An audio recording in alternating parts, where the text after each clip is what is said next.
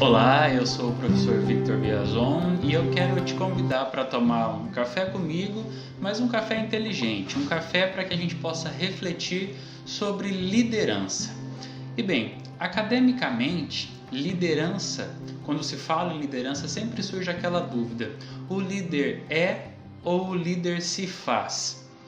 Como disse, academicamente temos uma corrente teórica que aponta para o líder nascer pronto, uma outra corrente teórica que aponta que o líder ele pode se construir, ele pode se fazer ao longo da sua trajetória de vida, sua trajetória acadêmica e também profissional. Cada um tem o direito de acreditar ou de entender de uma forma. Longe de mim querer convencer você de que o líder ou ele é ou ele se faz. Penso particularmente, humildemente falando, que a pessoa já nasce com características, com a predisposição de liderança, mas que também ela pode buscar esse aperfeiçoamento, ela pode buscar saber mais como lidar com as pessoas. E é isso que eu procuro fazer. Aproveitando o nosso café, eu quero compartilhar contigo algumas reflexões minhas e também algumas experiências. Eu já trabalho em cargo de liderança, em cargo de gestão há algum tempo e sempre é um novo desafio. Liderar equipes é um desafio. Atualmente, eu estou em um cargo aqui na Unicesumar, em um cargo de coordenação, que era um cargo que eu buscava ao longo aí da minha carreira enquanto professor.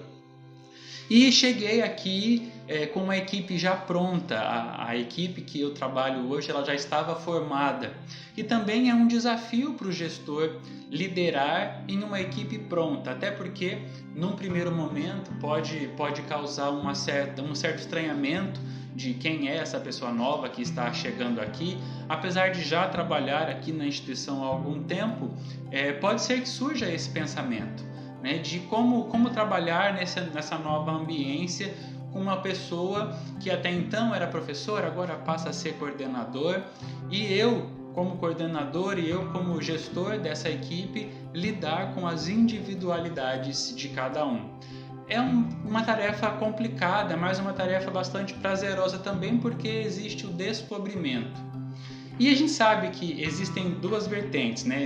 Existe o líder que é chefe, ou seja, ele é chefe e aí ele tem que liderar, ele tem que conseguir essa liderança, e existe o outro lado também, existe o chefe que é líder, ele não é visto como um chefe por cargo outorgado, ele é visto como alguém que merece ser seguido, merece ser ouvido e também por consequência respeitado. E são duas vertentes bastante diferentes. Se você me perguntasse que tipo de pessoa eu gostaria de ser, ou que tipo de gestor eu gostaria de ser, eu gostaria de ser o líder, aquele que consegue a atenção, aquele que consegue o engajamento da equipe, sem apelação para o cargo de chefia, para o cargo de você precisa fazer, e sim por uma questão de entrosamento, por uma questão de comunicação e de ser ouvido. É esse tipo de liderança que eu gosto e que eu gostaria de exercer. E uma dúvida que muitas vezes surge na nossa cabeça, enquanto acadêmicos, enquanto gestores, enquanto pessoas que trabalham com outras pessoas, é como manter um diálogo, como manter uma comunicação, como conversar com pessoas que de repente tenham gerações diferentes, sejam de gerações diferentes. Sabemos que a geração Y, que são pessoas de aproximadamente 30 anos, elas buscam atualmente uma estabilidade financeira, buscam estabilidade no emprego. Um pouco parecido com a geração X, que é a geração dos meus pais, a geração dos nossos pais, que tinham temor de, por exemplo, trocar de emprego. A geração Y tem um pouco dessa característica, mas um pouco menor. Eles buscam estabilidade, estudaram e trabalharam para alcançar determinadas posições sociais e agora querem se manter. E também querem acumular dinheiro, querem acumular patrimônio. Então eles têm um pensamento, eles têm uma personalidade bastante particular. Já a geração Z, que são de pessoas com aproximadamente 20 anos, eles buscam mais a realização.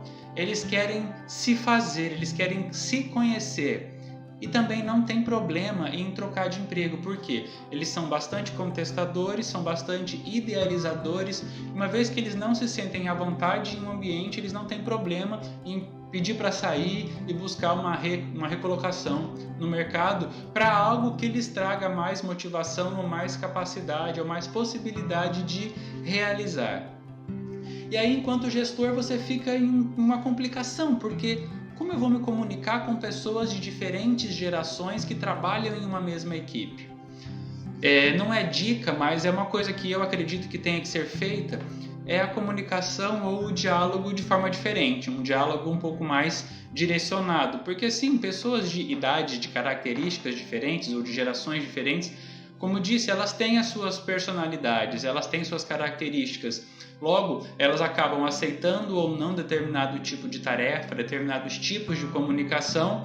E isso precisa também partir do gestor, precisa partir desse líder, de como utilizar a linguagem mais adequada. Eu acho que o grande X da questão é essa palavra, a linguagem. Saber o que dizer, como dizer determinadas coisas ou delegar funções para pessoas que tenham aí ou que pertençam a gerações diferentes. Claro que é um desafio você lidar com uma única equipe com membros de diferentes gerações. Mas eu acredito que é plenamente possível, uma vez que você consegue identificar num primeiro momento quais são as personalidades ou quais são as aspirações de cada pessoa. E também você tem que saber quais são os limites, até onde você pode chegar nessa comunicação, nesse grau de intimidade com cada um. Algo que eu também acredito ser importante e que vai facilitar o meu trabalho, o seu trabalho de repente, é conhecer as competências de cada um. Cada pessoa sabe fazer mais uma coisa do que outra, então são habilidades diferentes que nós temos e que, como gestor, uma vez que eu identifico que as pessoas têm competências diferentes, elas entregam competências diferentes, eu posso direcionar, eu posso delegar funções diferentes. Quer dizer, se alguém tem mais facilidade no relacionamento com outras pessoas, eu posso colocar essa pessoa, esse funcionário, esse liderado, esse colaborador para lidar com pessoas mais diretamente. Ao passo que se eu tenho pessoas que têm mais facilidade com números ou que tenham bastante afinidade com as tecnologias, eu delego uma função que tenha mais a ver com isso.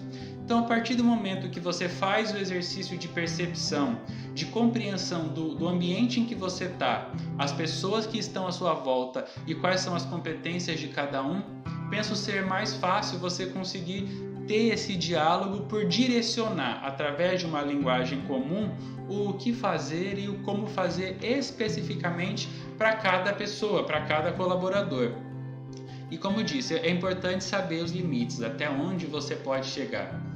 E algo que eu também acredito ser bastante importante e que eu procuro fazer é ouvir, porque todo mundo tem as suas experiências, todo mundo tem conhecimento, todo mundo já chegou a algum lugar. E esse ouvir faz com que a gente saiba também onde está pisando, se a gente tem que pisar em ovos ou não, quais são os caminhos que cada colaborador, cada pessoa traçou para chegar até ali e que junto com essas competências, com essas experiências, a gente consegue desenvolver um trabalho ou desenvolver ideias de forma mais tranquila, sem ter que ser uma coisa arbitrária. Então penso que o ouvir e o partilhar pode tornar bastante fácil esse processo de comunicação. Falar sobre qualidade, também falar sobre limitações, humaniza o processo, faz com que a gente se conheça um pouco melhor e aí possa ter um entrosamento mais interessante. E claro, você na posição de gestor, você precisa liderar, seja pela característica de liderança ou seja pelo cargo de chefia que você exerce. Mas é importante nós conhecermos, nos reconhecermos dentro do nosso espaço, e algo que eu também procuro usar bastante é a questão da percepção, a questão do feeling, ou de ouvir o coração. Às vezes o coração ele nos diz muita coisa, de quando avançar, quando recuar e como lidar com as pessoas. Acredito que quando a gente ouve essa voz que vem ali de dentro, fica mais fácil trabalhar, fica mais fácil conseguir conhecer, se reconhecer e dialogar. E agora eu gostaria de ouvir você, de saber o que você pensa a respeito.